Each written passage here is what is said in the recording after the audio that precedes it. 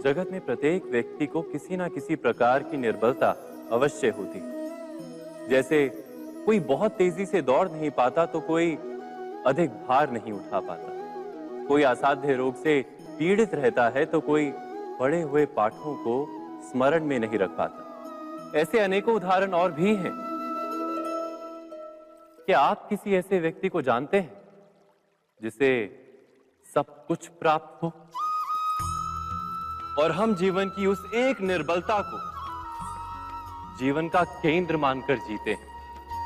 इस कारणवश हृदय में दुख और असंतोष रहता है सदा।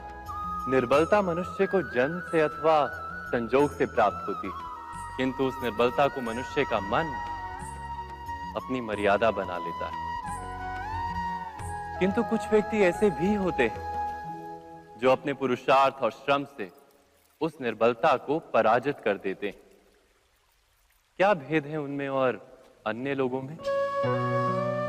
क्या आपने कभी विचार किया है? सरल सा उत्तर है इसका।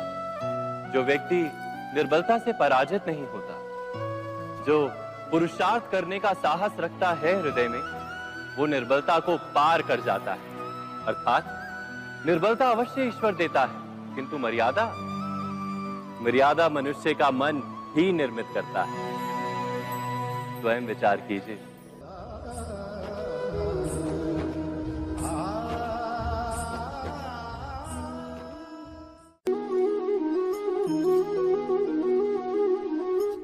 भविष्य का दूसरा नाम है संघर्ष। हृदय में आज इच्छा होती है और यदि पूर्ण नहीं हो पाती तो हृदय भविष्य की योजना बनाता है। भविष्य में इच्छा पूर्ण होगी ऐसी कल्पना करता रहता है, किंतु जीवन ना तो भविष्य में है ना अतीत में।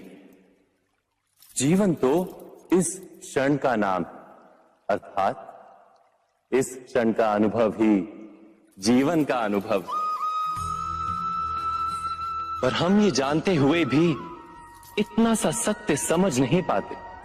या तो हम बीते हुए समय के स्मरणों को घेर कर बैठे रहते, या फिर आने वाले समय के लिए हम योजनाएं बनाते रहते हैं और जीवन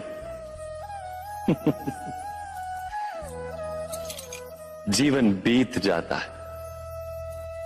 एक सत्य यदि हम हृदय में उतार लें कि ना हम भविष्य देख सकते हैं, ना ही भविष्य निर्मित कर सकते हैं, हम तो केवल धैर्य और साहस के साथ भविष्य को आलिंगन दे सकते हैं, स्वागत कर सकते हैं भविष्य का।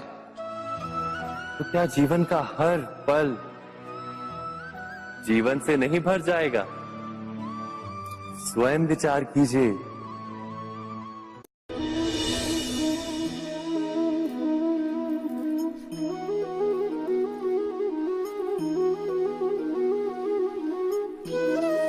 ज्ञान प्राप्ति सदा ही समर्पण से होती है, यह हम सब जानते हैं। किंतु समर्पण का वास्तविक महत्व क्या है? क्या हमने कभी विचार किया? मनुष्य का मन सदा ही ज्ञान प्राप्ति में विभिन्न बाधाओं को उत्पन्न करता है। कभी किसी अन्य विद्यार्थी से ईर्ष्या हो जाती है, कभी पढ़ाए हुए पाठों पर संदेह जन्मता है और कभी गुरु द्वारा दिया गया दंड मन को अहंकार से भर देता है। नहीं, क्या ऐसा नहीं होता? न जाने कैसे कैसे विचार मन को भटकाते हैं और मन की इसी अयोग्य स्थिति के कारण हम ज्ञान प्राप्त नहीं कर पाते। मन की योग्य स्थिति केवल समर्पण से निर्मित होती है। समर्पण मनुष्य के अहंकार का नाश करता है, ईर्ष्या, महत्वाकांक्षा आदि भावनाओं को दूर कर हृदय को शांत करता है और मन को एकाग्र करता है।